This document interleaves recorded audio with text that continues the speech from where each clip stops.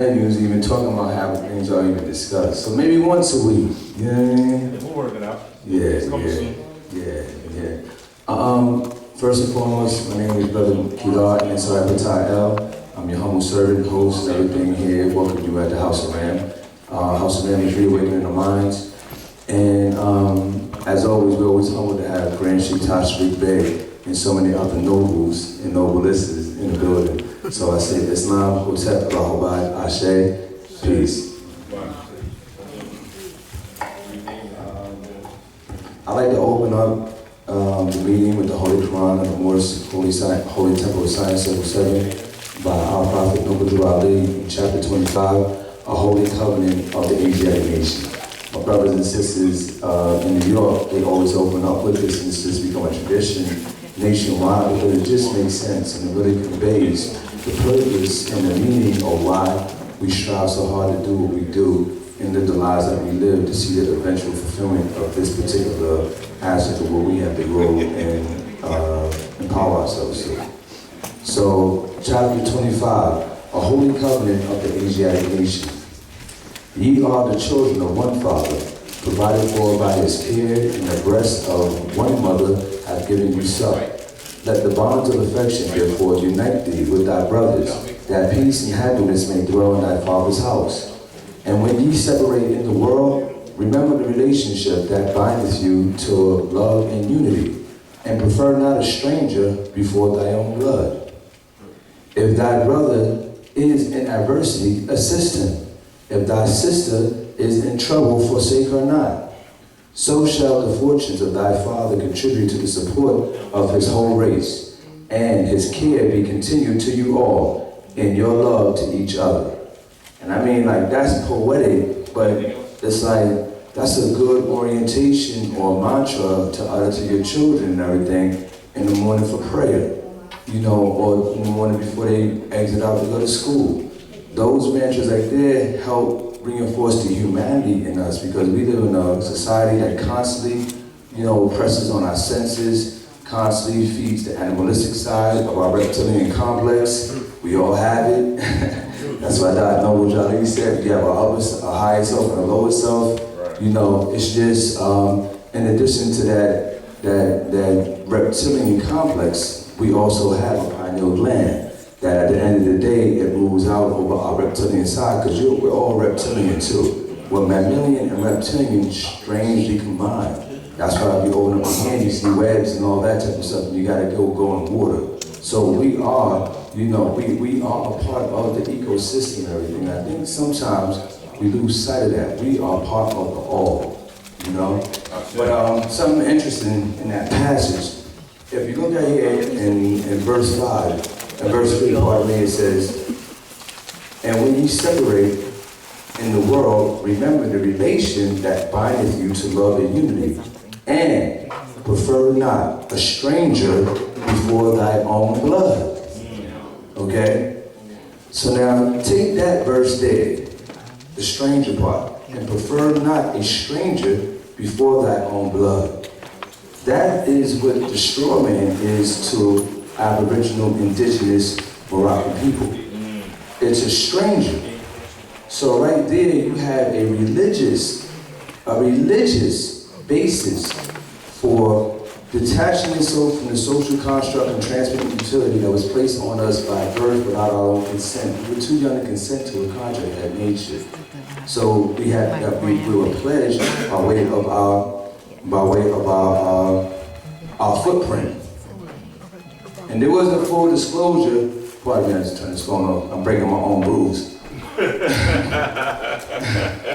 But there was no full disclosure there to the family involved, and therefore there can be no binding of us to those unlawful contracts. Because if you notice, as I was discussing with the brothers, whenever they come after a Moor, especially when that's in his status, in his free national status, they never come after your nomen or your free national nomen or appellation. They come after your straw man. That's right. So many of us, we weren't blessed to, you know, have these noble attributes placed upon us and nothing as badges of honor as children and this affects us when we nationalize it. But they never come after you of free nationalism, they come after your struggle. Okay? So you take that verse there, and then contrast it with Proverbs chapter 11, verse 15. Okay? And you're going to see a very strong correlation. Okay? So when you go to Proverbs, it reads, he who is a surety for a stranger must wise for it. Okay? But he who hateth suretyship is sure. That's Proverbs chapter 11, verse 15. I said it. Okay? And who is the writer of Proverbs? Solomon or Solomon. You know what I'm saying? You got a bloodline too, according to the mythological writings and stuff like that. That's mythological maybe in story, but they are factual in terms of trying to convey a specific bloodline and region and way of governing and human experience. It's actually prophetical, because we wrote things in advance. As indigenous people tied to the cosmos, we have the ability to see forward. That's called, that foresight. Those are the highest senses that we possess. Did y'all know that Banneker Bey, he was also a seer, in addition to a great, architect, laying out Philadelphia and Washington, D.C. methodically, and writing the world's first almanac by hand. But he did something unique when he wrote the almanac. The almanac that he wrote, it didn't just tell him everything that happened in the past and what's going on. He wrote it for 1 year in the future. Now y'all explain that to me. How does a man do that? He wrote it for a whole year in the future. Okay? Everything repeats. Yeah. And he wrote, and you can go and verify this at the Library of Congress today. Take a youth trip and everything to go visit and see the writings of Banneker Bey, the author of the first almanac. His picture's on the cover of it. Okay? It's there. They're hiding our nationality in plain sight. Okay? In plain sight, and because we as Moors and conscious people in the conscious community have not made it an initiative to put your twos and fews into producing a comprehensive education program for the salvation of our children. So, contrast those two things there, and you'll find that you'll have a remedy from a religious standpoint to consciously and conscientiously object to being held as a surety for the straw man. See, when the Bible talks about having a wise for a stranger, that straw man is a stranger. The prophet told you, stay away from strangers. That's a strange corporate construct, because your first and second grade teacher told you, you write your name in upper and lowercase. So you making me go to war with, the way I was trained and taught and everything to properly convey language. Okay? It's either upper and lowercase indicates natural beings, living souls, natural persons, or you're gonna lock me into being a corporate construct. That, when you write in uppercase, all your words, you're screaming at somebody. That's another part of linguistics. Everything written in uppercase, you're yelling. Okay? So when you see you are commanded to do that, they're screaming at you. That's right. But they'll make up a law saying you can't even scream at a dog, but they'll send you presentments and everything screaming at you. So that's another thing. So when somebody tries to make you a surety, which is the suretyship, is you're signing for this all the time. Learn how to sign stuff. Learn that we are matriculating in how to properly autograph stuff. Okay? Because you got to go further than the UCC 1-308, all rights reserved, right under the rest and all that type of stuff. You got to write down that whole speech. You know what I'm saying? Just to save yourself in contract, because contract is deadly. It's deadly. It is the essence, the quintessential essence of subjugation and bondage, the age of bonds, where you bond people and everything like that through contract law. It is the basis of feudal law. Contracts. A capitalistic society, they capitalize off of the members of that society by capitalizing their names and, you know, making them corporate transmit utilities and corporate vessels. So, simple way of dealing with that.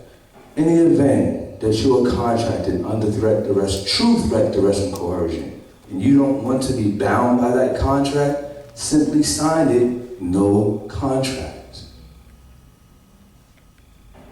Just sign it, no contract. Stop playing with people.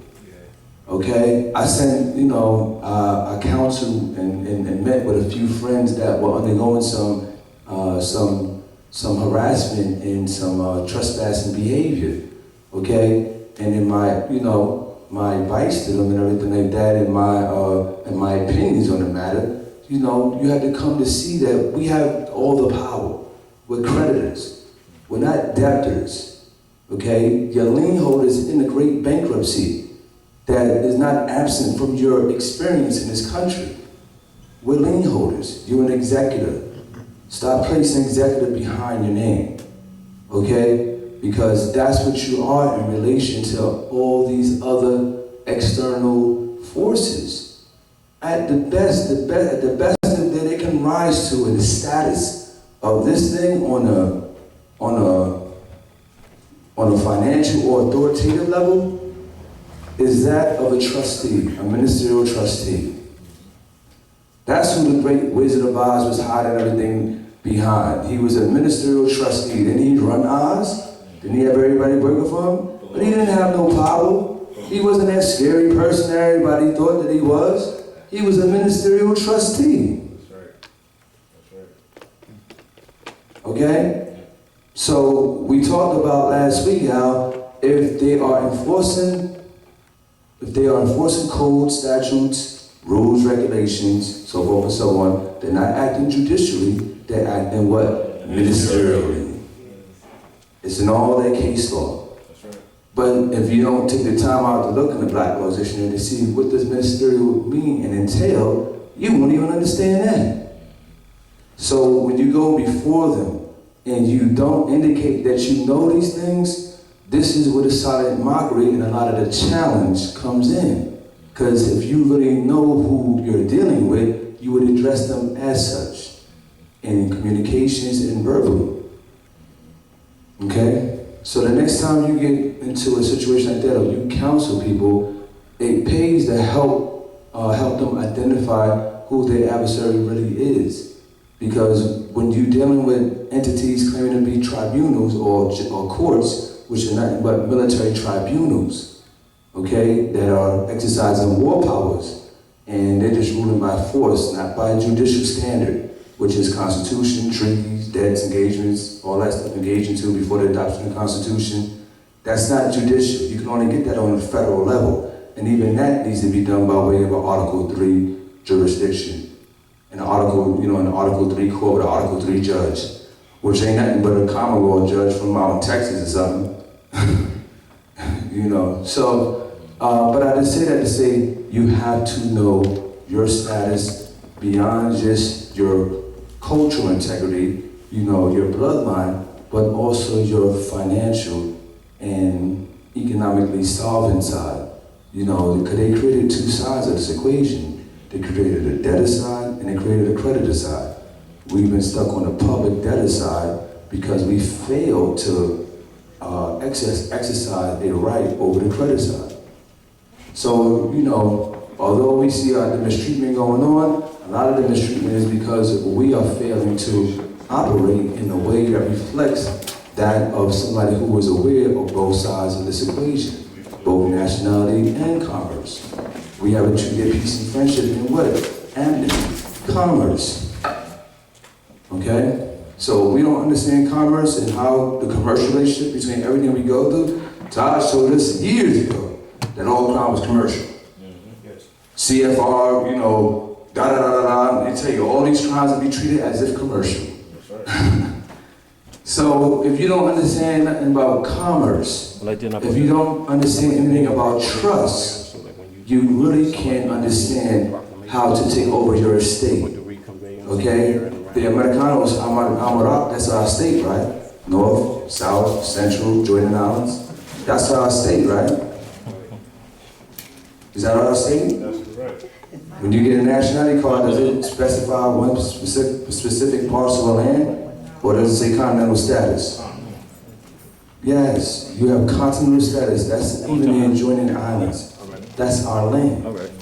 So if we're dealing with that, it would be prudent on our behalf to understand something about trust laws and property law. So brother, someone that goes hand in hand. How can there be a handover takeover and we're neglected to be discussing these type of things here? You have to be equipped with the knowledge of how to control your estate. The people who have been entrusted to do this call themselves attorneys and trust companies or LLCs and mortgage companies, so on and so on. They're nothing but attorneys and everything stealing the land and managing the trust. What we call a bank is a trust. A trust is a bank and a bank is a trust. That's why you can go down the street and go to Wilmington Trust. So we haven't been exercising our status in terms of our financial creditor status as a people. We can have a bank, mortgage-free interest rate, because we do everything under royal law, Muslim law. You know, that's where they got common law from.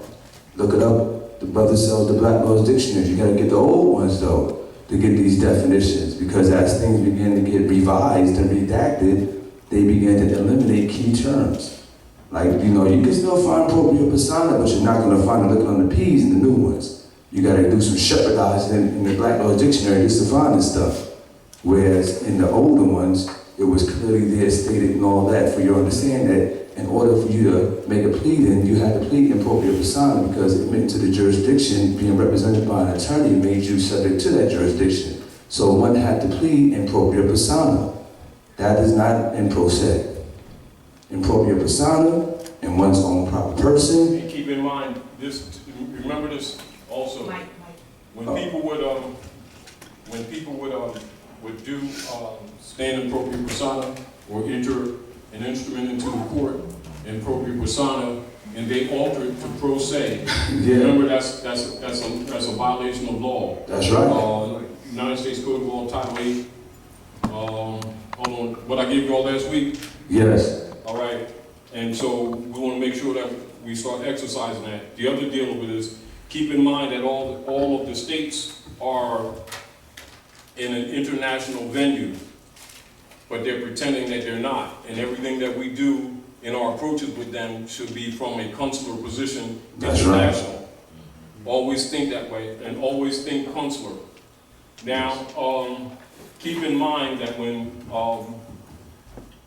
Eisenhower shut down consular courts in '54, and then they released jurisdictional claims on the kingdom side of Morocco. They were supposed to release jurisdiction on the empire side, but instead they maintained the color. And this is where the confusion comes with many of our people who don't know the fundamentals of their status to the estate. Now, and this is back into people really understanding when Drali said, might be 100 years before you understand what I've done. Yeah. It is because they have to, and it's back to where you're talking about claiming the estate. They need to understand their estate. They need to know their estate. Yes. They need to know that they have one. Yes. And this is back where they have to be reassociated mentally and politically and socially with the land, etc., because we're the landholders, we're the free. Yes. And you can't, and anybody else who claims to be a creditor is only making a fraudulent statement. That includes Europeans who may have had the advantage of knowing this information, and now they're claiming their sovereignty groups, etc., which we don't, we don't blame them necessarily, but they're not Americans. Right. And the deal is they're still trying to make a claim of a sovereign right or an estate right of creditor that only belongs to the indigenous people.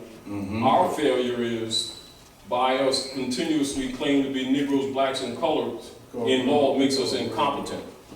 And so therefore they have to declare their nationality in order to have a legitimate claim on the estate. It's already theirs.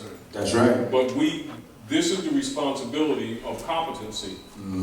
That's right. We're not competent to take over that affair right now because we understand nothing about a trust. Most of our families that had trusts, they were being managed by Jewish corporate, attorney agencies and all that. We had no participation in it. There's so many people in Lower Delaware, so many people down south that are stakeholders and heirs and everything to estates that they have no control over their estate whatsoever.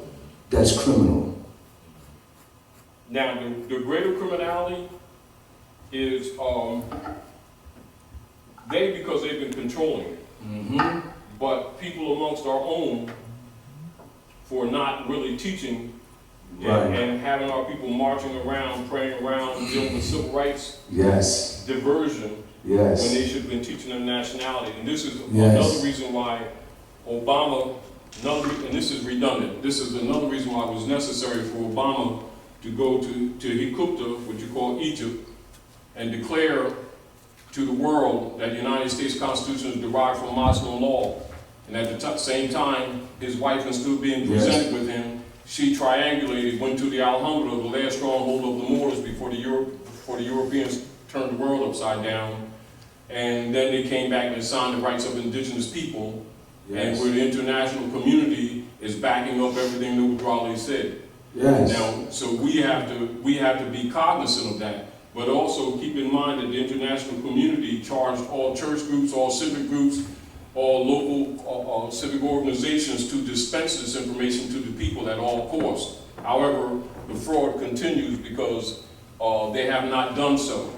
And what is happening, it gives the appearance that when people come to venues like this, that the venue is unique when it should not be unique. It should be commonplace. It should be commonplace. Now the deal of it is, the other fraud is by our people being trained to identify themselves by their belief systems, they have a tendency to lock this information out thinking that it has nothing to do with them because it doesn't come from their club or their belief system. Right. However, it is both their political and economic salvation. But they have to competently comprehend that there is no movement of monies because there hasn't never been movements of monies. There's always been movements of them taking a faux position on a fraudulent trust claim against our estate under international government occupation. And so you must look at them as an occupying corporate government operating off a closed account because it doesn't exist, pretending to be Americans, and therefore having control of the Moroccan estate because the Moors keep claiming to be black people. Yes. So they more or less have what you call political jurisdiction by default. Yes. And this is why, we got to keep this stuff simple and not let this stuff keep getting complex, dancing through, the uniform commercial codes. Yes. And the argument of creditor and debtor without specifically identifying creditor and debtor, because those terms are generic. And what's happening, the European uses those terms because they're indeed true, but they present them in a generic form in order to interject themselves into the estate when actually it's not their estate. And this is where the subtleties, but it's an important subtleties of this great sellout is concerning our people, that they really need to understand that the land is Morocco. That's right. That the United States corporation is a foreign corporation distinguished from the land. Yes. That's been doing business and pretending to be the country when it is not. Okay, Taj, can I ask you a question? Yeah. You said America's a corporation. No. Okay. America's the country. That's another. Okay. We have to be careful. Yes. United States Corporation has been presented to the people as quote unquote America. Right. It is not America, the aggregate land. It is a foreign corporation that's doing business at America. So hence you had a U.S. You must citizen. make that distinction. That's a corporate citizen. Corporate entity. It is. Now where they incorporated though, Taj? How many people know that it's incorporated here in America, in Delaware? And this is a stronghold. Right. this is Most brothers and sisters know this, but this is for the brothers and sisters who may not be familiar. This is their incorporation paper. Their last incorporation was 1925. Yes. That's the United States. It's a mere corporation just like Sears. Yes. Do you understand what I'm saying to you? And even though you say this to people mentally, they don't always seem to get it. Yeah. Because we've been groomed from childhood. Do you understand? And so this is why you see the Europeans, they'll be saying like they ginger over that. In a political sentence, they'll say America, the American people, you know, then interject the United States, and then interject U.S. citizen, all in the same sentence, and they're all two different things. Yes. But because the people haven't been trained in government and in fundamental geography, third grade geography, these terms are thrown out commonly and our people just accept them without challenge. So we have to redundantly, and sometimes really be redundant, you know, like keep beating that nail until you really get it, because it's easy for children, but adults who've been trained like rats from childhood, we're creatures of habit. Yes. And so when people say America, our people think country, when it's actually two continents that span from the southern hemisphere of the earth across the great equator into the northern hemisphere of the earth, that has multiple national jurisdictions of Americans, none of whom are Europeans.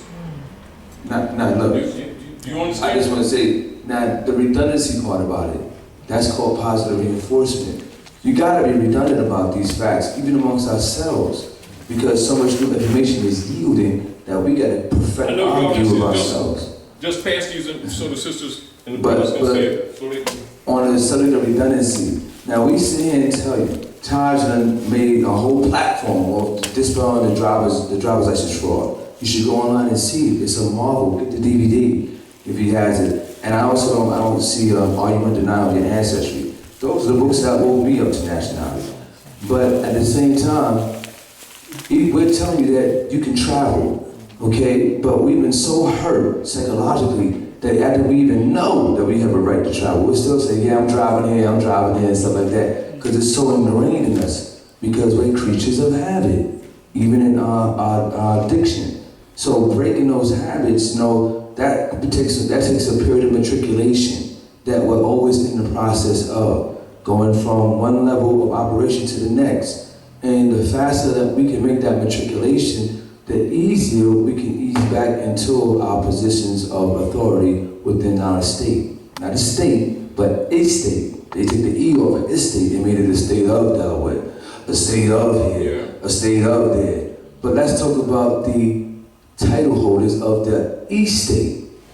We gotta do like the Queen Bound did. You know, she walked up in that court, they summoned someone there, she said, if I'm innocent or guilty, it doesn't make no difference because you're on my land. With her muftis in hand and stuff like that, and walked back out. An old lady did that in Louisiana.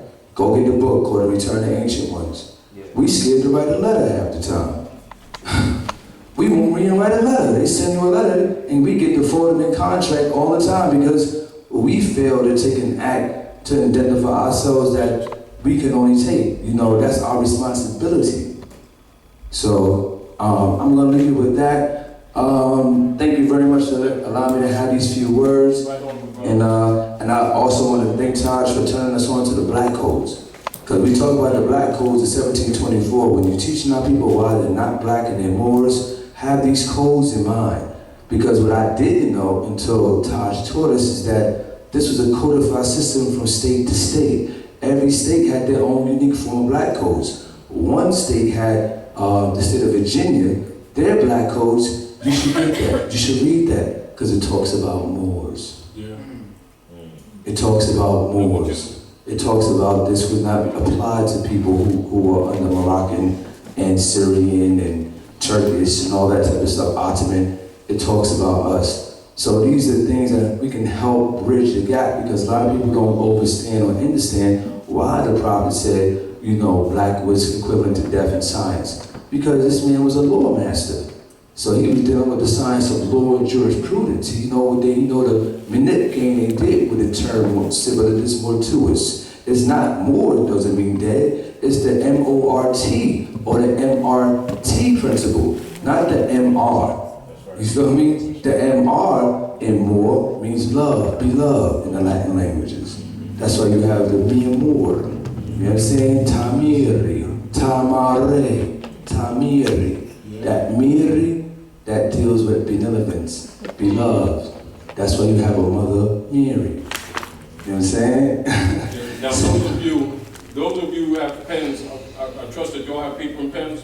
I pass this around too. Take some of these notes from the Senate report, because this is what's essentially expanded some of the notes of what's really happening to you relative to discharge, which we're going to start talking about even more in the near future. And as Brother Paul was talking about earlier, we're going to have to focus on dealing with our issues on an international perspective, an international venue. Because as you wake up and as the people are getting more active and starting to shut down some of these small venues, they're increasing their actions of color to deny due process in spite of the international community. And so some of these things will allow you, like for instance, Executive Order 6073, Executive Order 6102, Executive Order 6111, Executive Order 6260 of March 1933, you know, as well as the Senate Report 93-5 of 47, because these will educate you in areas on things that we're talking to you about, but is an expanded education which cannot be done in, let's say, in a venue like this, in a class like this. This is also why and how certain things that we're talking about won't go over your head. Do you understand? And this stuff will make sense to you. Because one of the problems that we have is the people in general don't understand the functions of the politics that's really happening. You know, they're usually relegated to opinionated statements like racism and prejudice and wasted energy statements. You need to know what's really happening, and you really need to know how to begin to counter, but understand the reality. One of the reasons why they created the corpse, and understand when you're dealing with etymology, you're dealing with the etymology or the nature of language. And the corporation that was established in 1868 is a corpse. That is creating death, or what you call a bureaucratic zombie. And the bureaucratic zombie is the 14th Amendment Negro. They needed us to agree to be that. It's really a corpse. So you look up corporation etymologically, and you see it is synonymous with corpse. And so to give it the mysticism, they gave it life in order for they could claim all things that lives within the corporate entity. This is why this is what the straw man is, that's demonstrated in the Wizard of Oz. You know, and the lion represents the tribe of Judah, which is these are people who are really the Yahudi, or those who cross the river. This is the great super-devere that you see in chapter 47 of the Circle 7 Quran, which demonstrates the estate of the Moors.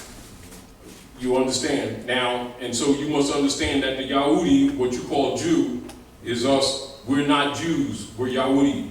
And that's not your identity, that's a doing or an action that we took, you know, thousands of years ago. And that was the dividing of the land between Ham and Cush, as you're familiar with. And so that's those of us who crossed the river. That's before the Atlantic Ocean was an ocean. It was once a river. It was a large river. And before the earth shifted and the continents drifted, those of us who crossed the river are called Yahudi. And so the Yahudi, or that action, that activity of those who cross the river has been over the years corruptedly used as an identity when it's not an identity. It's an activity, right? It is an action of the same people dividing the land between father and son, if you understand. And so those here who came to the Western Hemisphere is referred to as the Promised Land are artificially, through corrupt linguistics referred to as the Jews. The Hebrew, because it's the Hebrew. Right. Do you understand? The Hebrew, that is us. And so we're the Canaanite Moabites who crossed the river. Now the creed is, the creed of our customs is Cabalism. And so Cabalism has been renamed as Judaism, which it is not. Do you understand? All right, and so the Kabbalistic principles of the ancient ones are referred to as Judaism and Islam. Now, Islam, we're not talking about just the ritual, we're talking about the science of Islam that runs the planet. Are we clear? There's a difference between the science and the creeds. The creeds, in general, are more or less what you would call surface level moral instruction and ritualistic dispensations that symbolizes both cosmological movements and character building, and government. To be distinguished from the scientific applications of what those rituals actually represent. Are we clear? And so that you don't get confused, we must understand from a Kabbalistic perspective what Prophet Muhammad was projecting to the people, what Yahushua was projecting to the people, what the Buddhas were projecting to the people, and what Prophet Ali was projecting to the people. Because the principles are the same. They don't change. They're all social reformers. The problem that we have is that disingenuous priesthood created this darkness that most of us suffer from, and that is the schisms that you see in all the so-called secularisms of religion, when actually the foundation of them all are Kabbalistic. And by the people not knowing the Kabbalistic background of all of the major so-called religions, and I say so-called because the masses don't get religion. The masses get rituals, meaning they feel it's not a condemnation, it's given in such a way for them to feel good, just like you give somebody a pill, or you give somebody a drink and they calm down, or the animals, you give them a shot and they chill out and go lean against the fence. It's pretty much like that, and it's not insulting the people that go to the houses. It is that they think they got religion when religion is really science. They get the rituals, which is symbolisms of what the religion actually is, which is a scientific study of the universe. The forces of nature, how they interchange, how they interact with us. The art and the science of the womb of woman, how it creates both government, how it creates and makes all living things, male and female. That, the science of it, the application of it, that's real Islam, or I, self-law, and master, distinguished from just going through the rituals that make you feel good, making salat, that symbolizes the fire in the head without knowing necessarily the Kabbalistic resh, or the activation of the chakras, which is really the reason religion even exists at all, if you understand.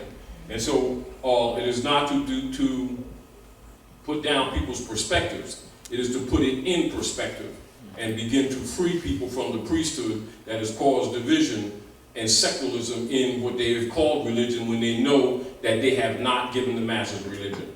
And the other deal of it is for you, me, us, we to consciously understand how to decipher Holy Quran, Uwaspi, the Vedas, the Bible, Hexatar, etc. You must have a Kabbalistic background because they're all Kabbalistic books. And so logically, if people don't know, like say for instance, you take somebody to the Bible, take them to the 23rd Psalm, and you take them to the Hebrew Aleph Beth to give them a Kabbalistic background a little bit, that's a signal. But they have to know that to know the book. And it's, as it's presented, even though it's altered, they must have that background, lest they take it only from what you call a personification perspective, which is what most people do. They take them books from a personality, whether they're dealing with the Holy Quran, they're dealing with Prophet Muhammad, peace and blessings of Allah be upon him, as a personality, without a knowledge that it also represents the northern and the southern hemisphere of the universe, not just his person. And this is why you can't paint Prophet Muhammad, because it's actually the stars of the southern and the northern hemisphere of the universe. And the study of them and to know our traversing of them, also their energy effects on the planet Earth, on the womb, on plant life, etc.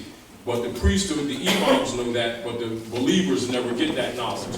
Therefore, it creates confusion, and then those who have different degrees of information, start battling each other, thinking they know Allah better than you do, and you don't know Allah type thing, and they're cutting each other's throats, etc., when all of them are pretty much held in a stupor. And so those Kabbalistic principles will have to be taught by persons who study the Hebrew alphabet and give you its relationship on how those glyphs are placed upon the body. And so that you can understand not just the tetragrammaton or the tree of life, but also the tree of life, how it's placed on your own body. And including understanding why the circumambulation of the 7 circles counterclockwise are made around the cube of Kaaba in the holy city of Mecca, harmonizing with the 7 golden candlesticks in the book of Revelation. They're not different, they're the same thing. You know, and so, but the science of them must be known so that the people don't get caught in the mental divisionisms that was created by the priesthood in order to keep humanity fighting each other while they rape everybody and wage their wars in the name of Jesus, God, Allah, and whatever else flavor they want to put on people's heads without telling them the truth.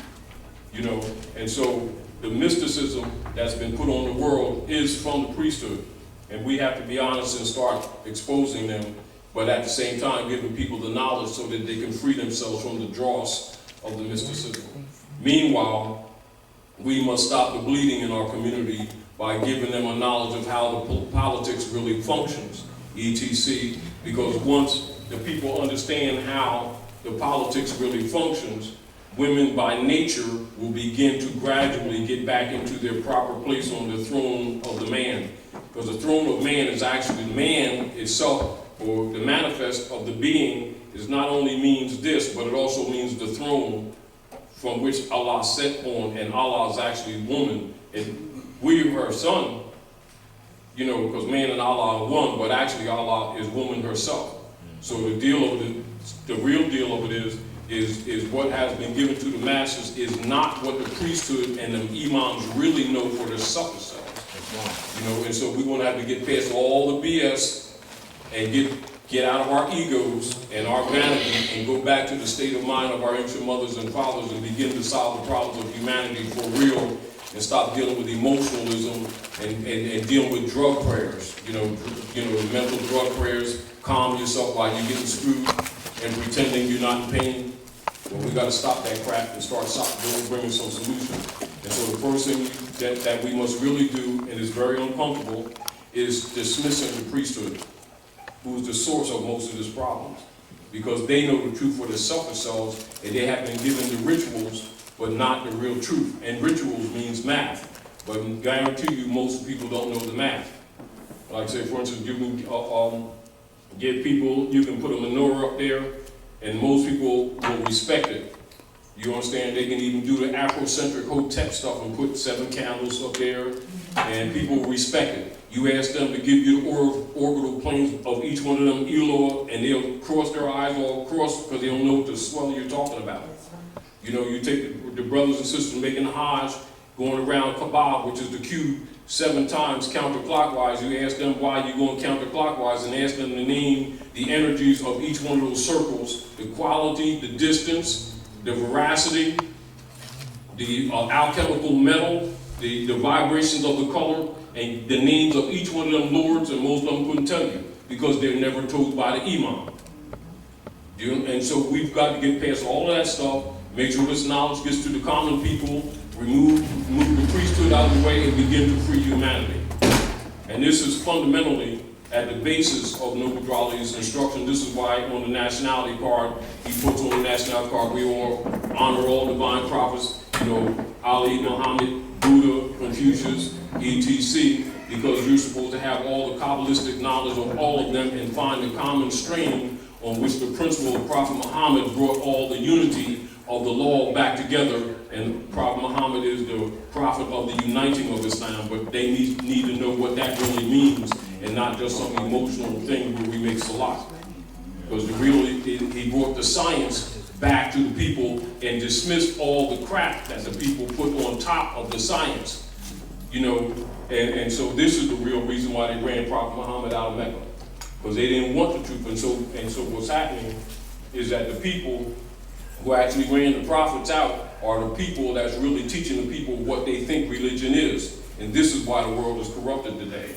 So everybody claims to be religious, but all we see is war, misery, suffering, abuse of women, subjugation of children, servitude, and the crap that this European is ruling in Morocco, and all these grandmasters all over the place keep calling these people black, knowing that they're not black, and calling the European white, which means he's a sovereign, and then acting like they got cures when they themselves are casting the spells on their own people, knowing the truth while they themselves take oaths to Rome not to reveal the secrets. And so the deal of it is, you know, we got to tell the truth and let the chips fall where they're made. Meanwhile, do what we can as far as commerce is concerned, and the platforms that they have artificially created by which to rape these people or to stagnate us in our development, slow the bleeding down, economic bleeding, so that our people can develop, and then get enough information to enough people where in their little study groups outside of these venues that this information can be spread, you know, to both the family members and others in order to bring them up by degrees of competency so that they can begin to stop the bleeding in their respective communities. And by virtue of that, that's how the vampires are going to die. Because if you stop feeding them blood, they can't live. Wow. You know, because that's really how it's going to work. You know, it's not going to work by us just being, you know, our people really need this and really need that and feeling all good about it and feeling all, you know, merciful, because it ain't going to happen because they're not merciful. Because these people are vampires and they're on both sides of the aisle too. So don't get caught in this, you know, that black and white game. That's a diversion game. You know, you got to look at these people by their spirit, but you got to know how to look at them spirits. You know what I mean? Now, and don't get it confused, because a lot of these Europeans are letting information out because they're trying to save themselves, not because they're all of a sudden moral. However, you know, don't rebuke them. Hey, yeah, it's cool that you blowing the system out, but it's only because the middle class is being destroyed, and this is why they're dropping stuff out. But keep this in mind: it must be known by you that the only creditor can be an heir to the lost estate that Noble Raleigh talked about. And this is why he says to the Moors, if you don't do anything else,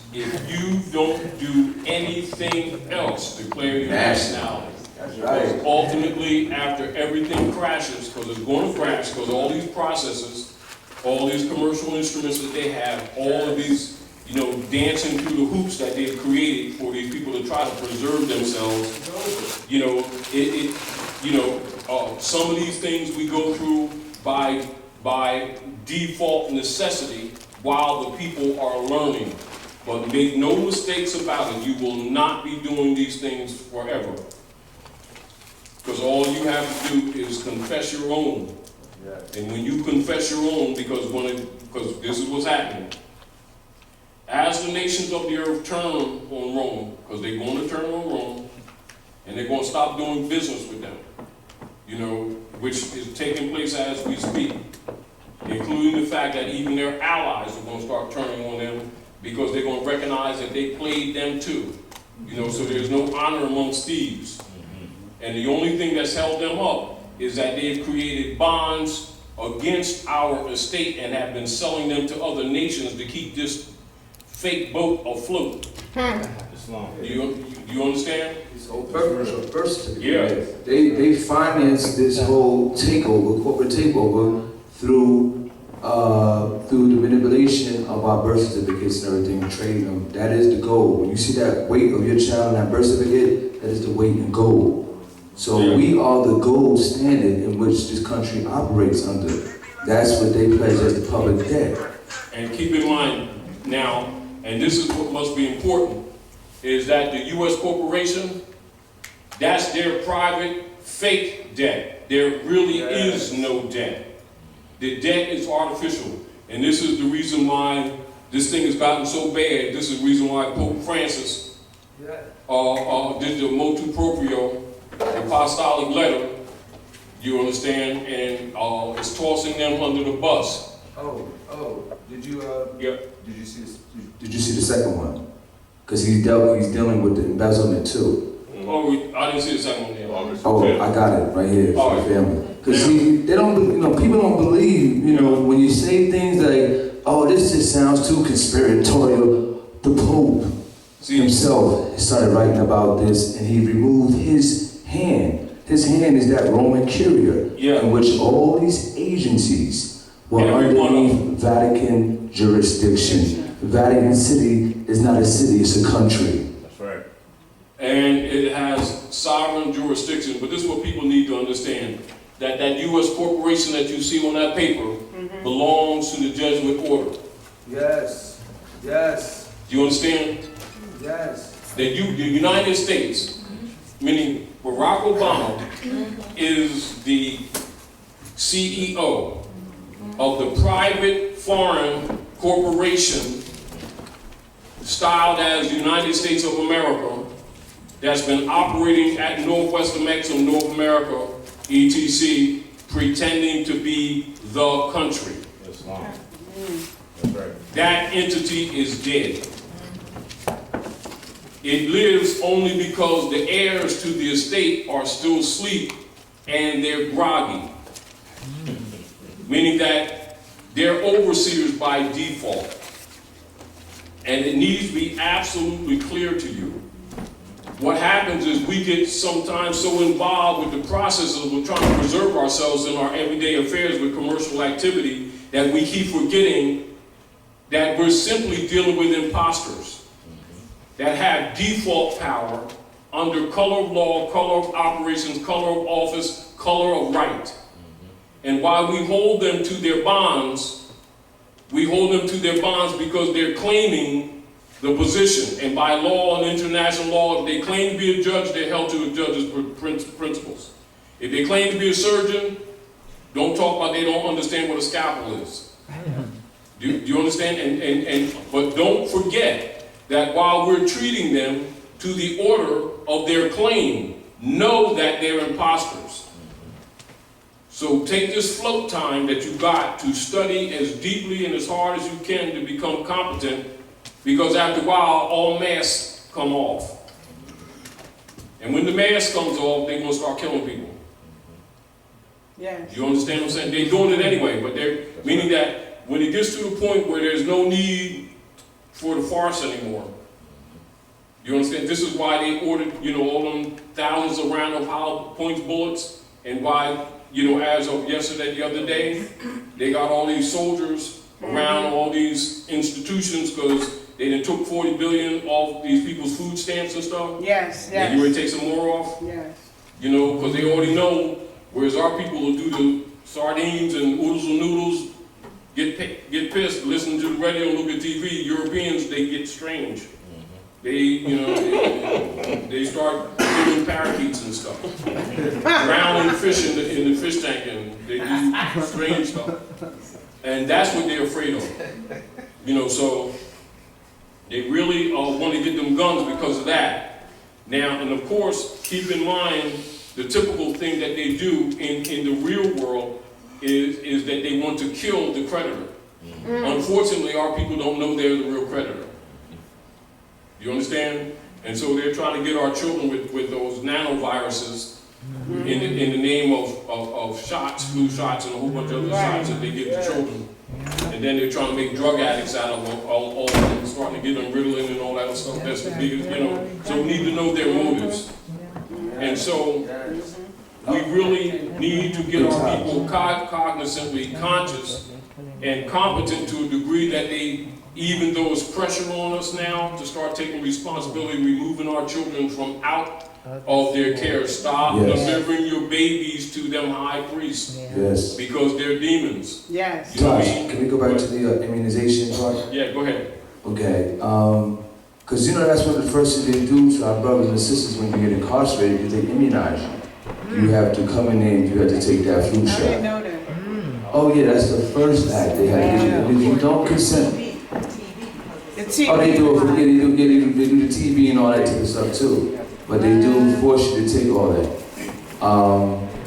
And if you refuse to do that, they will quarantine you. You know what I'm saying? So, know how to contract. That's why, it's not being no contract. Yeah. But that is a major issue. Now, a lot of our females, a lot of our sisters who work largely in the hospitals, they're telling them now that if they want to continue their employment, they have to take their flu shots and everything. And if they refuse, that they have to wear a mask, a face mask, and you may lead up to, termination. You know what I'm saying? So we have to be up on our rights, on the law, on the proper way in which to convey our status. But at the end of the day, I say run the pressure on us because we should have our own holistic health medical centers. Yes, that's right. The Caucasian, European, I'll be honest, not stopping us or putting a gun in your head and say, hey, don't set up health clinics in your community. That's right. They're not doing that. Right. But it's the misplaced priorities of our people. That's what's doing. Everything that you see that we're not doing is an opportunity to provide a service for your kind and your community. Those are major aspects of infiltration from an outside enemy through your womb.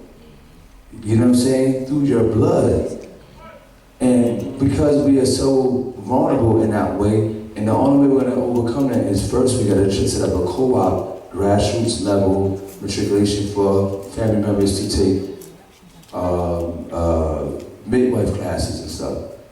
So we can go back to the most simple, basic way to correct this until we have our hospitals erected, and that is to have our children in the homes.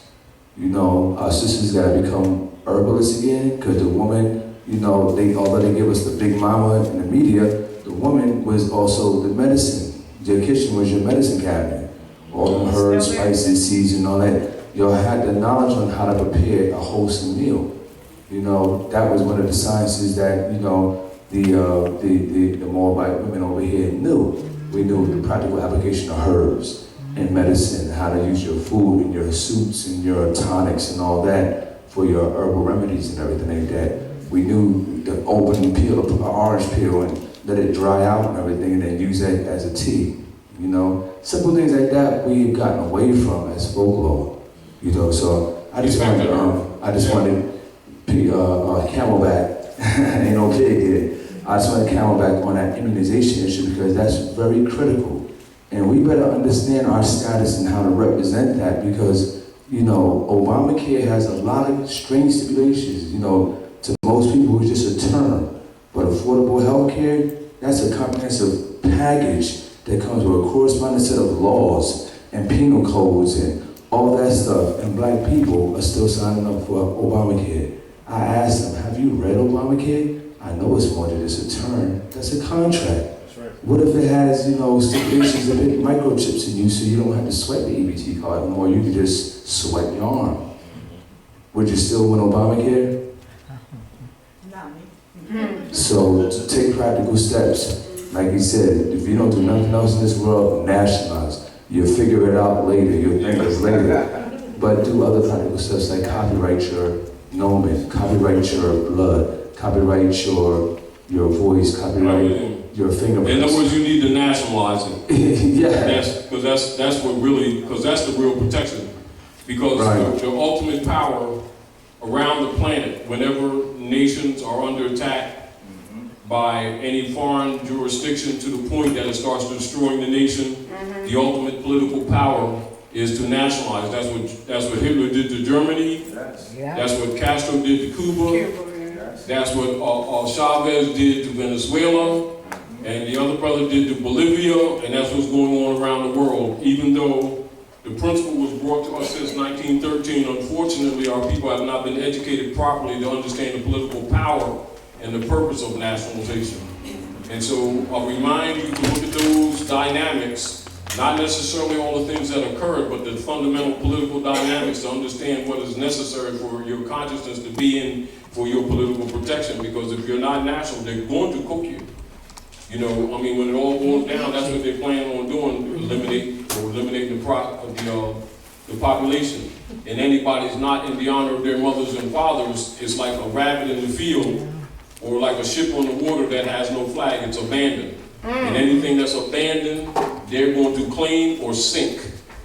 You know, and they know this is coming, and this is why they've been, I would say, entertaining admiralty law on the land, and this is also why they trick the people into getting state marriage licenses that would sell the womb to the corporate state, and then they would claim all the eggs to the womb. And this is the reason why they've listed all the children as wards and kick doors in at 2 o'clock in the morning, taking people's children without a court order, because they already have a claim on them. You know, and this is why they deal with the birth certificate as distinguished from B-I-R-T-H as B-E-R-T-H in shipping. And this is the transfer of the birth certificate to the popes of Rome via the corporate state and the preachers who are overseers who know that they're selling these people and pretending that they're loving Jesus, and they're really delivering these people to the popes of Rome under Article 3 of the Secret Treaty of Verona. The entire clergy are servants of Rome, pretending to be servants of Jesus. You know, and this is why it's important for people to know about the Secret Treaty of Verona, because they have this blind faith in the clergy, and the clergy are really agents for Rome. And Jesus is the password. Jesus means justice, but it's a password because there's no J in the language until 1500s. I mean, the 1500s. And this is why they hide the knowledge of Yahushua. And this is also why, even in the Muslim world, they hide the knowledge of Prophet Muhammad and just give you hadith. You know, so a lot of this corruption that's going down on the planet, across the planet, it is your duty to solve, because you're the direct descendants of the ancient Moabites, and even though you've been knocked down to the bottom, from a divine perspective, you're going to have to reteach the world. And therefore, certain keys are going to be given to you to wake up your ancient memory that you don't know you have. Now let us go over to Jus Cogens. Now, Jus Cogens, this term connoting a rule of law which is peremptory in the sense that it is binding irrespective of the will of individual parties. Keep in mind, pay attention to this, y'all, because when you're going to be dealing with this, are we clear? So I'm just telling you. So write this down, Jus Cogens. So this term connoting a rule of law which is peremptory in the sense that it is binding irrespective of the will of the individual parties, in contrast to jus dispositivum, which is a rule of being, hold on, let me go ahead down, modified by contrary contractual engagements. It is not one of classical Roman law, though it was employed by the Pendeces. Now, though occasionally employed at an earlier date, and every word that you're not familiar with, write it down and do some research, because we don't have time to go through all the details with you. So you're going to have to educate yourself. So though occasionally employed at an earlier date by international law writers, the term gained general currency only with its employment in the Vienna Convention. So keep in mind these keys. So I'm going to try to emphasize certain things just so that, you know, that you take them serious and also utilize them in your research. So all of your different codes, your different points of law that are in reference to the articles, etc., make notes on them so you can do some research so that you can have a better comprehension of this. However, the next time you come, we're going to make some of this stuff available to you so that you can use it as a reference point. But this is to get you into the right frame of mind of an international perspective in your dealing with everything. This goes for both your government, so-called agencies, including the corporate entities. Are we clear? So think like that, because that's where we're taking you in your concepts, so that we can bring remedy, so that you can bring remedy to your claims. Are we clear? So it's not one of classical Roman law, though it was employed by the Pendeces. Now, though occasionally employed at an earlier date by international law writers, the term gained general currency only with its employment in the Vienna Convention on the law of treaties of 23 May 1969, 1155 UNTS 331, in the cross titles to Articles 53 and 64 respecting the avoidance of treaties conflicting with peremptory norms of international law. And so this is basically dealing with enforcement where they're trying to ignore constitutional principles and treaty obligations, etc. So they don't have that option. All right? The cross title to Article 53 reads, treaties conflicting with peremptory norm of general international law, Jus Cogens. That article defining such a norm as one accepted and recognized by the international community of states as a whole. So remember, community of states, when you're talking states like this, you're talking nation states. When you talk about Pennsylvania, Maryland, like that, you're talking nation states. You have to start thinking national. Are we clear? So when you see states like this, it's talking nations. Are we clear? Nations of the earth. As a whole, as a norm from which no derogation is permitted. That means they're not going to be allowed to divert or misdirect, pretend they don't know what's up, etc. Are we clear? So no derogation is permitted, and which can be modified only by a subsequent norm of general international law. International law, keep that in mind, international law. Having the same character, Article 64 bearing the cross title emergence of a new peremptory norm of general international law, Jus Cogens, similarly stipulates that such a new peremptory norm emerge, any treaty in conflict with it becomes void and terminates. In its draft articles on state responsibility, so keep that in mind, state responsibility. So these are obligations of the states, are we clear?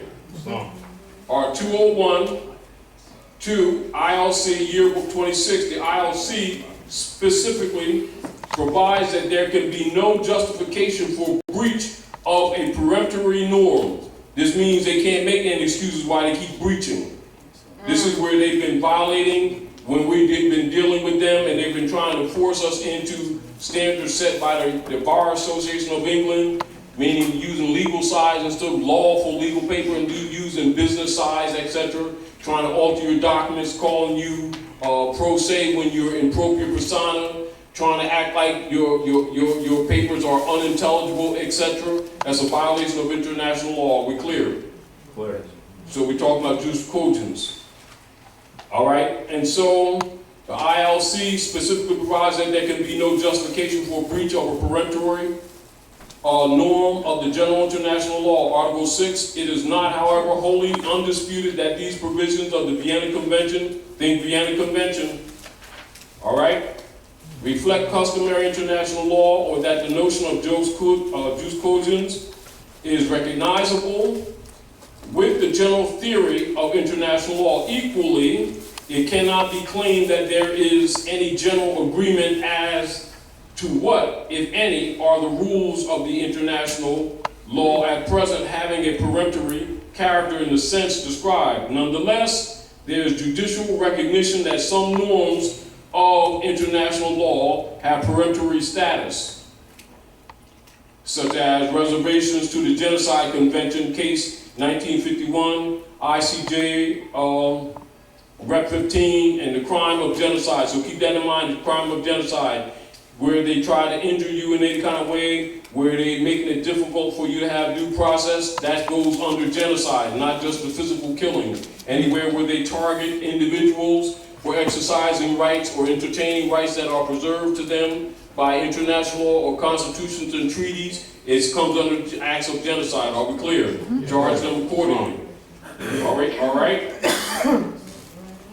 All right, so the crime of genocide, Barcelona Attraction Company has a case number 1970, ICJ, Rep 3, International Wrongs and the Right of Diplomatic Protection, U.S. Diplomatic and Consular Staff in Tehran case, ETC, and you'll see, say the chief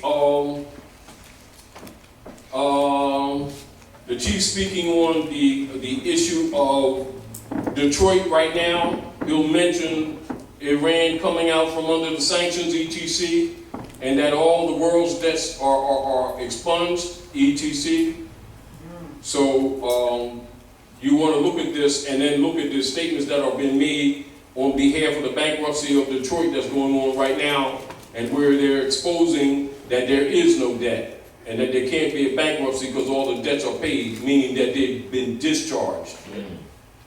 You understand what I'm saying to you? Now this is back to really understanding your argument on an international basis, because the real deal is that we want to get, so there's the motu proprio for the prevention and countering of money laundering, yes, etc. I'll get to this too. Yeah. Thank you, brother. And so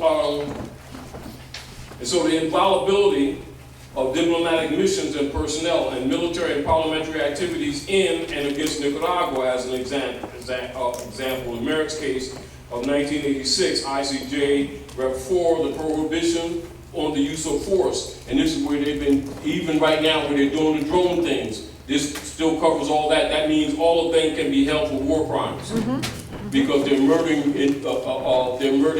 civilians under their black codes doctrine and under their white supremacy doctrine without a declaration of war, etc.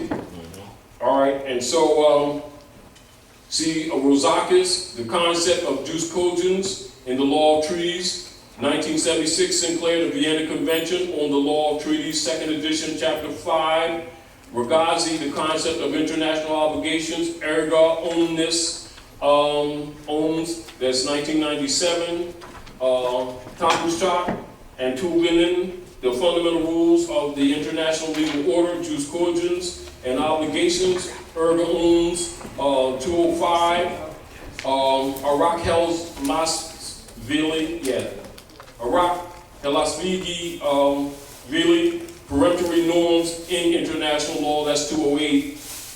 Jus, now these are supplemental information or law terms that you want to get familiar with. Jus dispositivum, and that's a law or rule capable of being modified by contrary consensual engagements.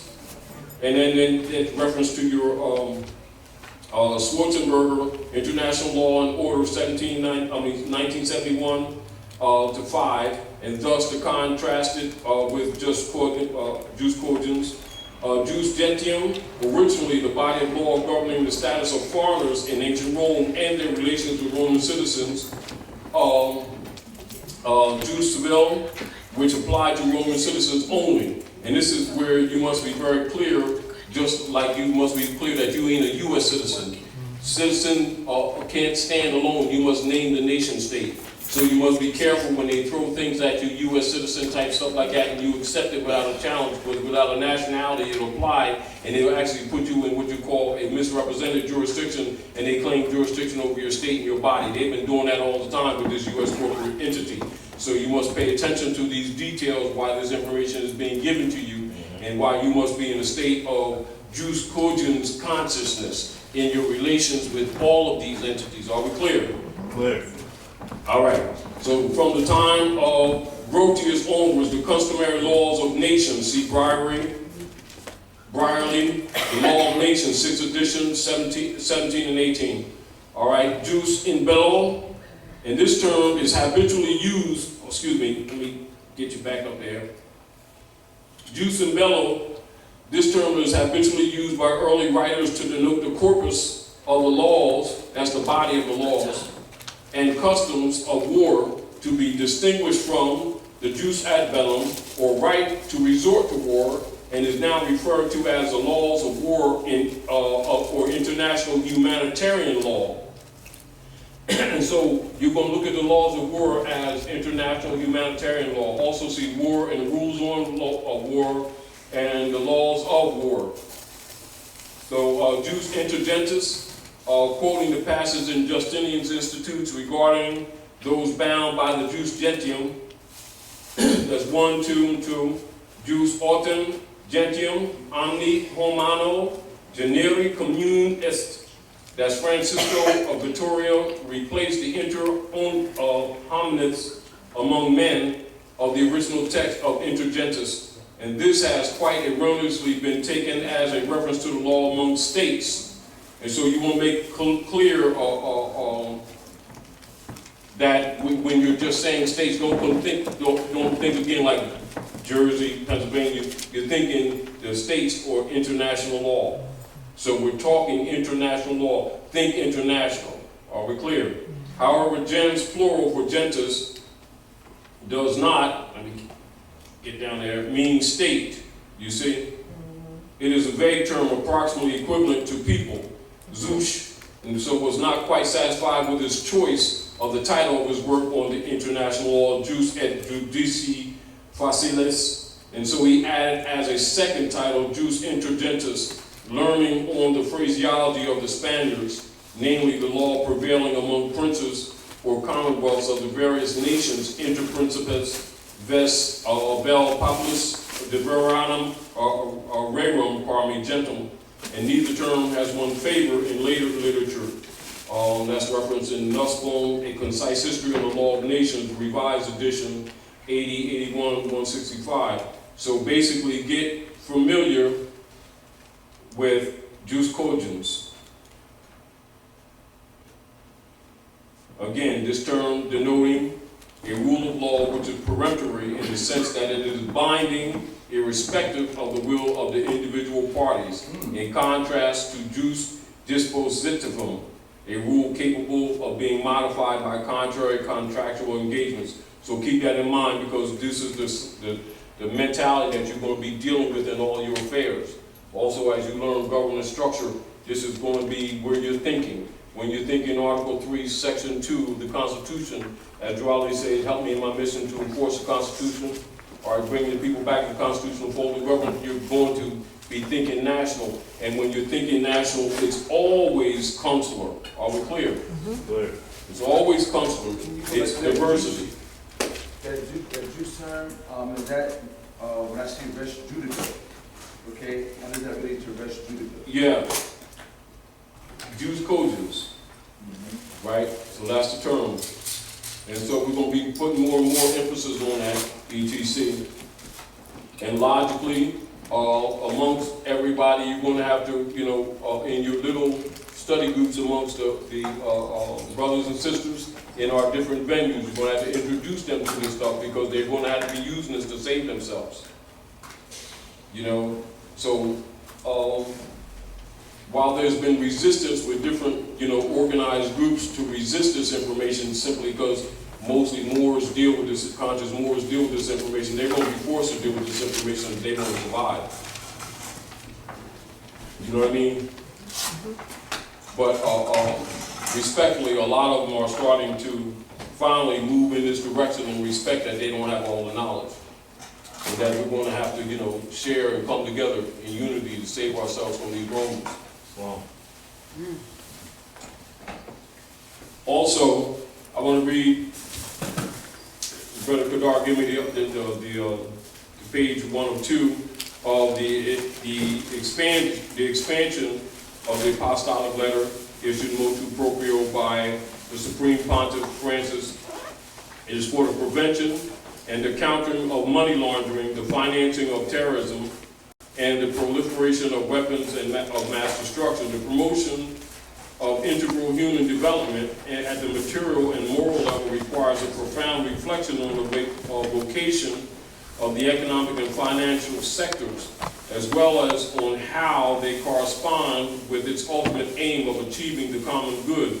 And for this reason, in conformity with its nature and mission, the Holy See is participating in the efforts of the international community that aim to protect and promote the integrity, the permanence, and transparency of the economic and financial sectors, and to prevent and to counter illegal activities pursuant to the steps already taken by my predecessor, Benedict XVI, in this area with the motu proprio of 30th December 2010 for preventing and countering illegal activities in the area of monetary and financial dealings, and I wish to renew the Holy See's commitment to adopting the principles and judicial instruments developed by the international community, bringing further into line with them the international structures for the prevention and countering of money laundering, the financing of terrorism, and the proliferation of weapons of mass destruction.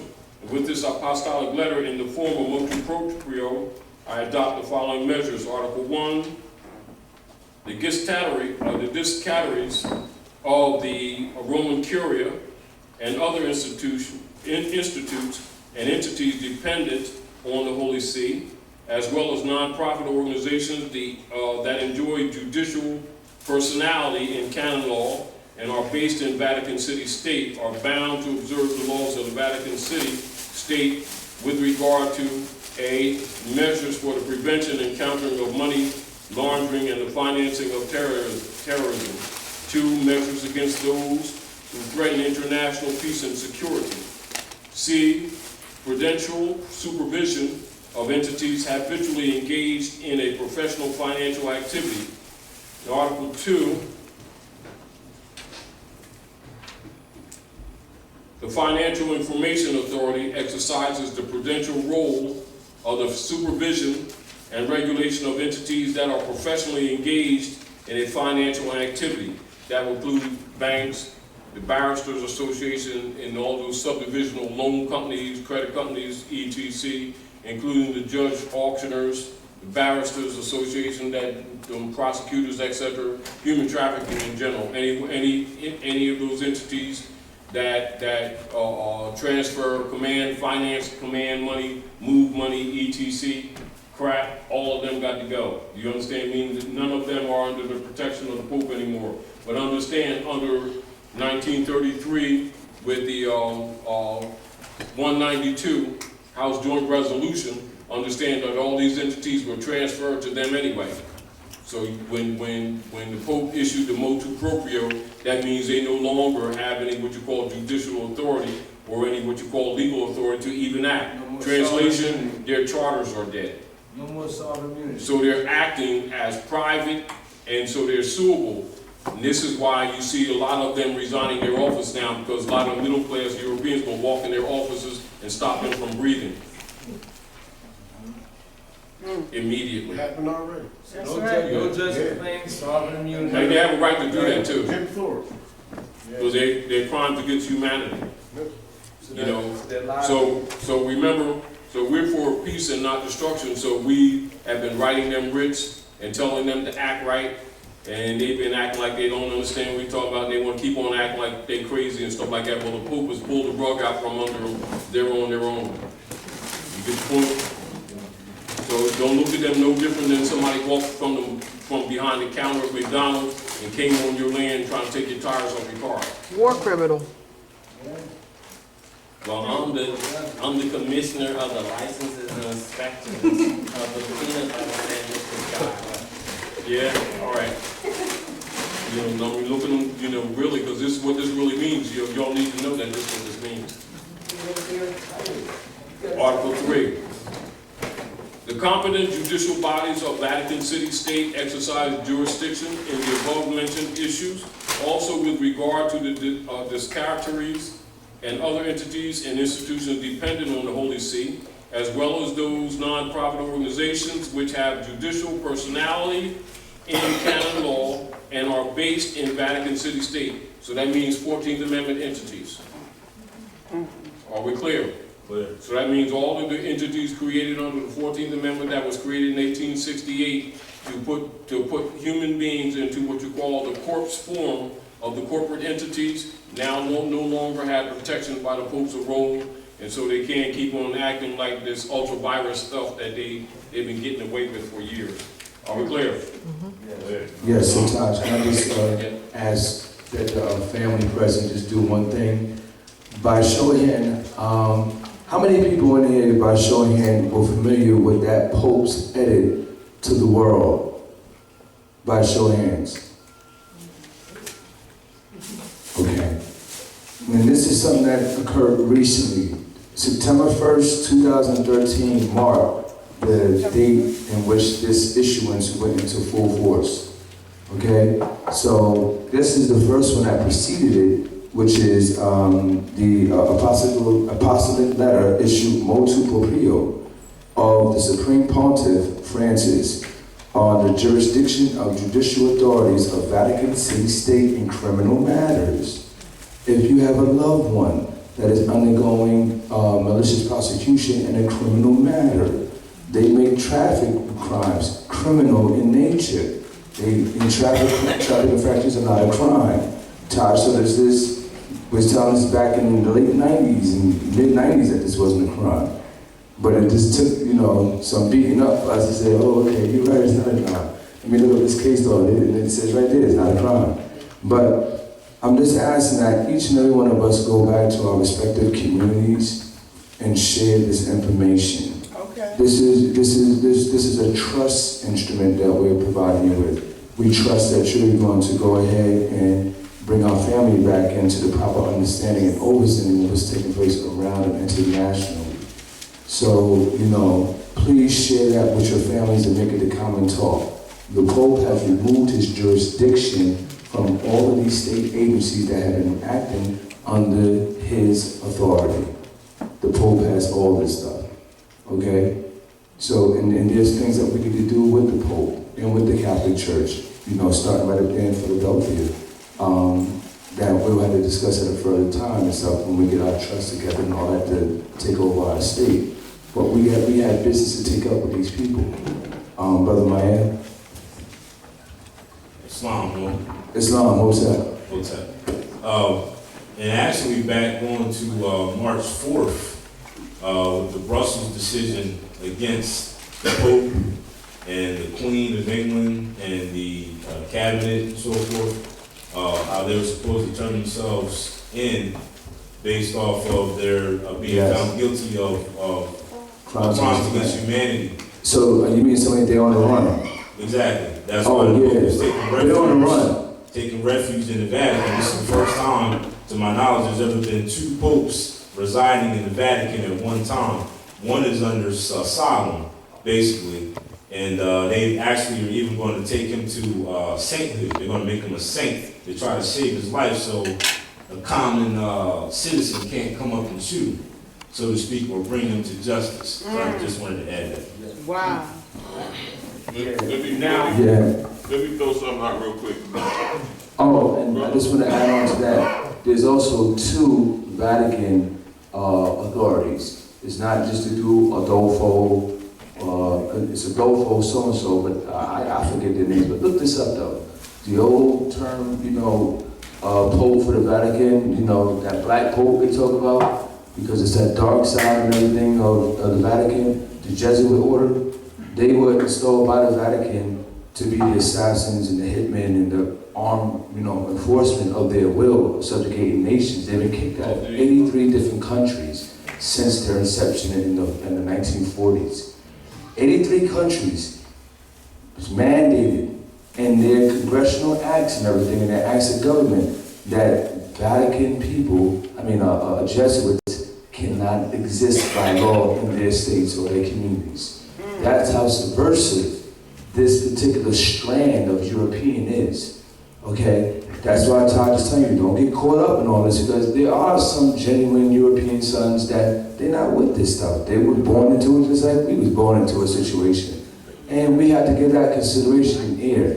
However, all those that understand those principles, those good sovereign Europeans and stuff like that, we're not going to dance over the issue of national sovereignty in this, and as if the indigenous people done, disappeared. We're still here. You can't be sovereign. You might can enjoy some clip sovereignty here, but you can't own no land. You can be sovereign in your own land. If you're from France or French descent. We're gonna take a break. Oh. We're gonna get some legal factors. Yeah. Yeah, we have a couple of different things, choices. I'm gonna, it's not allowed here, but we have a vegetable chili. We have a bean soup. We have a vegetable surprise. We have black rice and brown rice, and then we have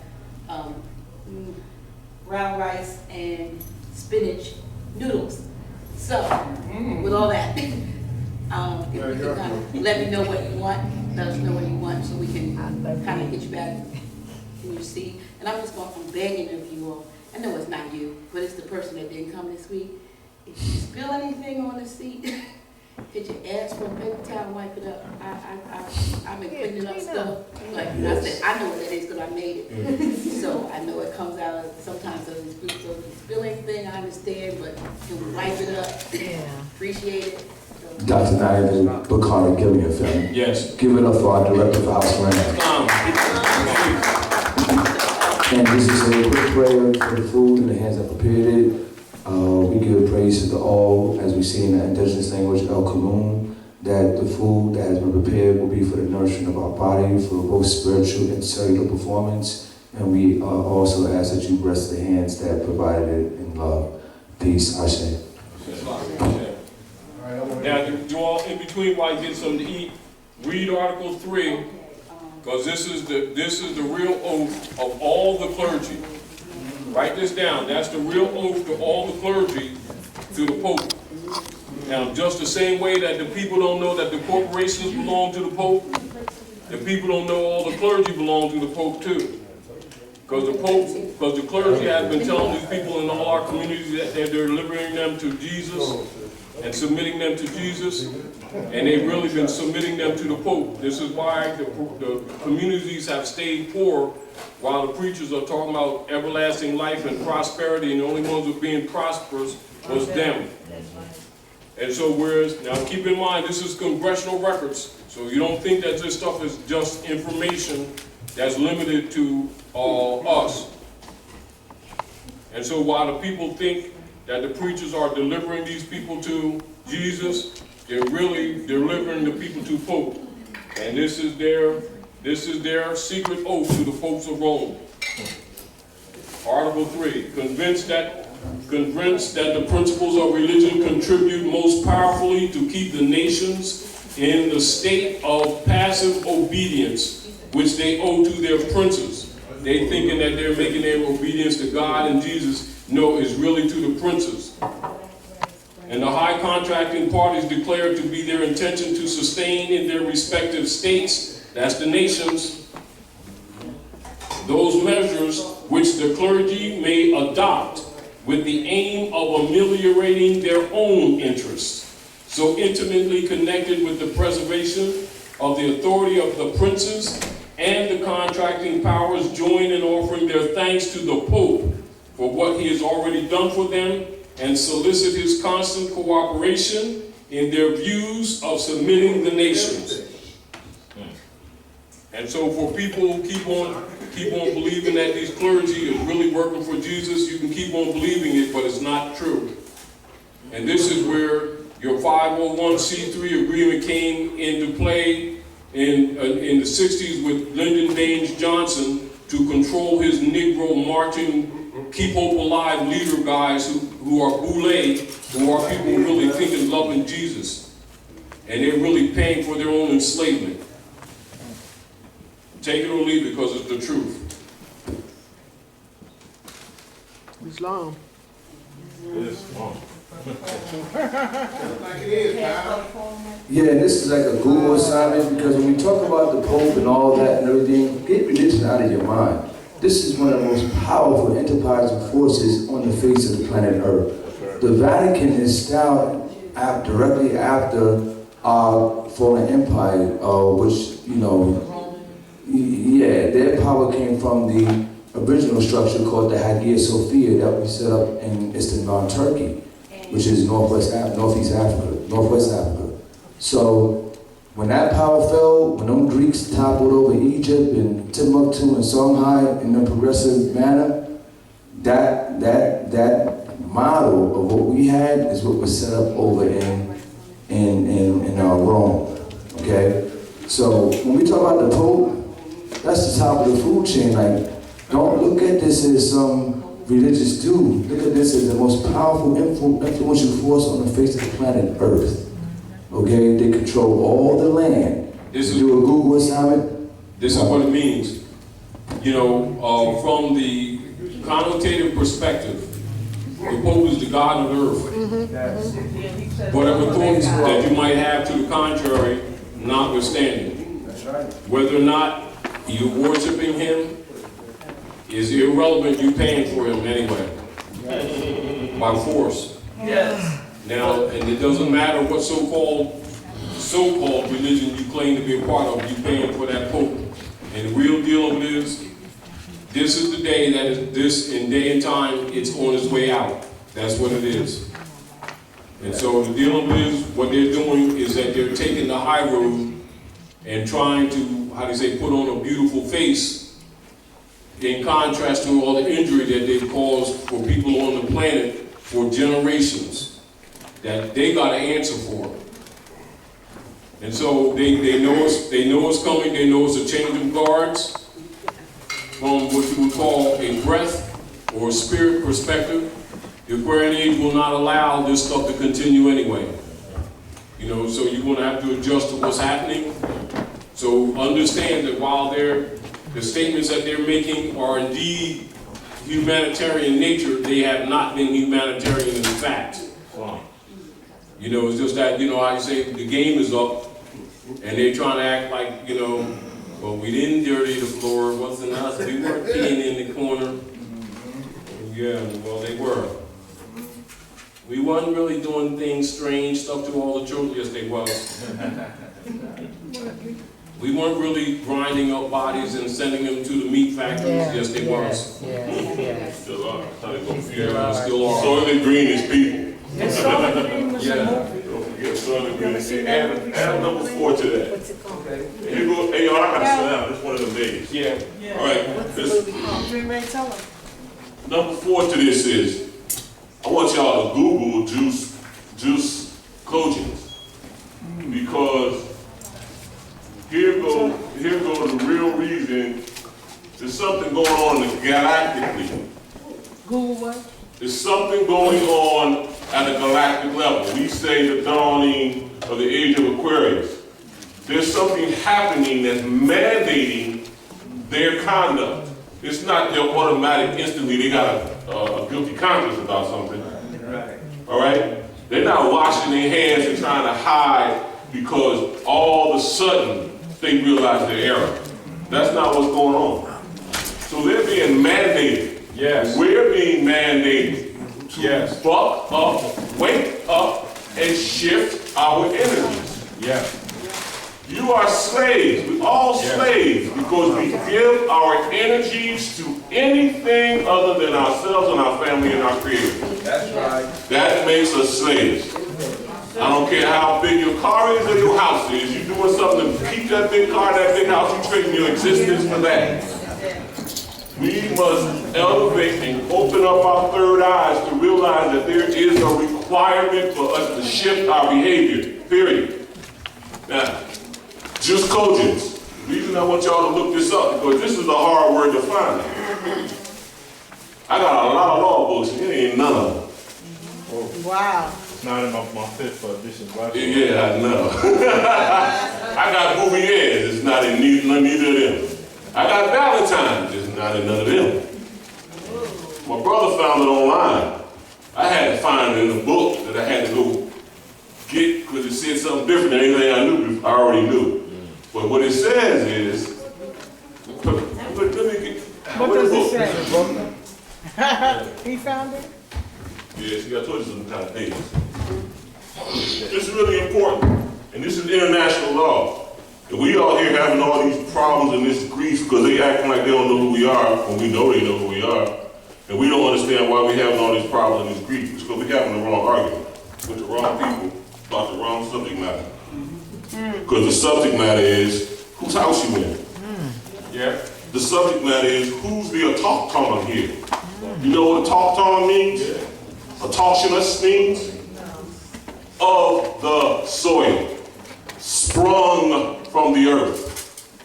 We be the autochtons. This is our land. Yes. Any place you stand on this sphere, spinning through space, following the sun, not going around it, just following it, is ours. We are the descendants of those people. And we got responsibilities. And because of our lack of owning up to our responsibilities, Yes. we have the dilemmas that we're facing. So here's the new responsibility that we have, to move into the sphere of Jus Cogens. All right? The term connoting the rule of law, which is peremptory. You got that in your blacks, right? That's in there. Pull it up and read it to them. Good. Yep, it's in there. Because I've now noticed before. I'm gonna finish while you're looking for it. But you all need to listen to this. Peremptory in the sense that it is binding, irrespective of the will of the individual parties. Did y'all hear what that said? That it is binding, irrespective of the will of the individual parties. Ain't a daggone thing you can do about it. That's because it's a universal law. It's universal. It's birthright given. It's born in the law of nature. It exists no matter what you think, what you say, what you want to get along with or do. You ain't changing the reality of this peremptory law. Hey, can I ask something to this? This is the paper that Taj has up here, right here. I can hear me. Okay. This is the paper that Taj has up here, right? Right. And here, in the Declaration of Independence, this is the Europeans' Declaration of Independence, right? And in here, there's a line in here, it goes on about the fields of justice and magnanimity and all this, right? But the line in here that resounds so strong is they too have been deaf to the voice of justice and of consanguinity. You know what I'm saying? This is the Europeans talking about the Europeans over in Europe that they came over here to get away from, right? So what they're saying in this line right here, in the Declaration of Independence, is their consanguinity, is what ties you to the land, which makes you aboriginal. They're telling you right there, our consanguinity is back to you over in Europe. It's right there in the Declaration of Independence. So, you know, we have to be real cerebral about what we're reading, because in it is the medicine, you know? It is medicine, you know? Everything that what they said, because this is what we're talking about, the body of international law. Yeah, excuse me. in the fifth edition, Black Star got preemptive right. 50 cents. That's the closest I got to preemption right, preemptive right. Preemptive right. Preemptive right. The privilege of a stockholder to maintain a proportionate share of ownership by purchasing a proportionate share of any new stock issues. An existing stockholder in most jurisdictions has the right to buy additional shares of a new issue to preserve his equity before others have a right to purchase shares of a new issue, so as to give him as close to 50% as possible. Well, that's not, I saw a different definition, but I'm gonna work with that one. Listen, the privilege of a stockholder.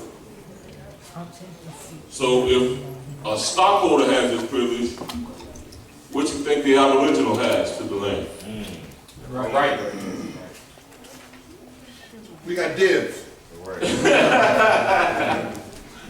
Real, this is like, my mind is like everywhere, flying, flipping, flopping, jumping, running around, searching, looking, throwing stuff out, regurgitating old stuff. Dang, I thought I saw that, I never paid that no mind. This website's so great, wow, I already got a gold star on it. I've been here before, but it just didn't resonate to cause me to act.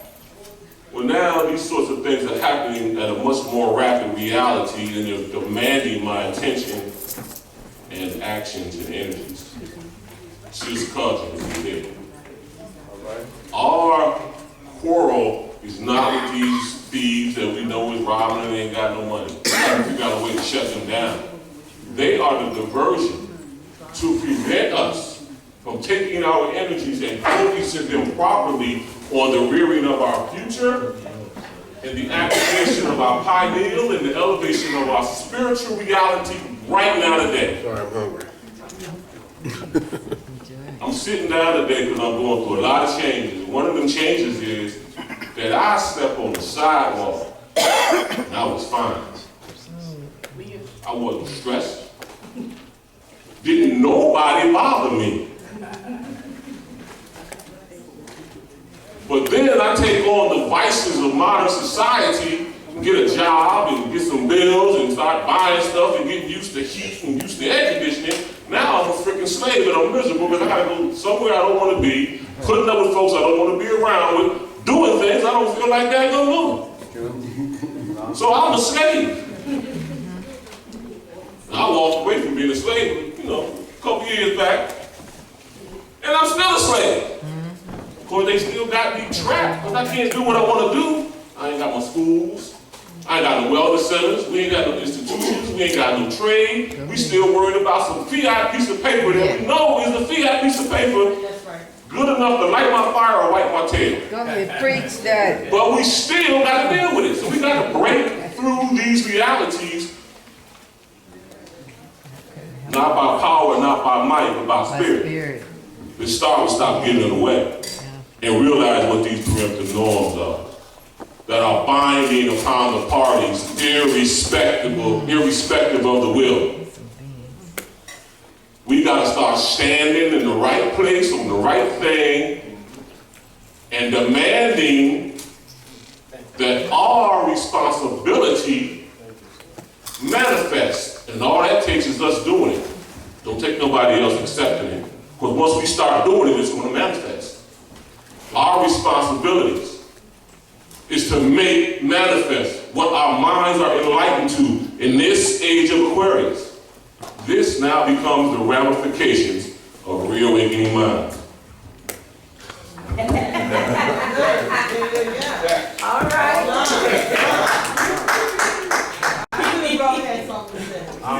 You're all in my book. That's all I read anymore. I don't read nothing but ramifications. It's on my desk. Thanks for the plug.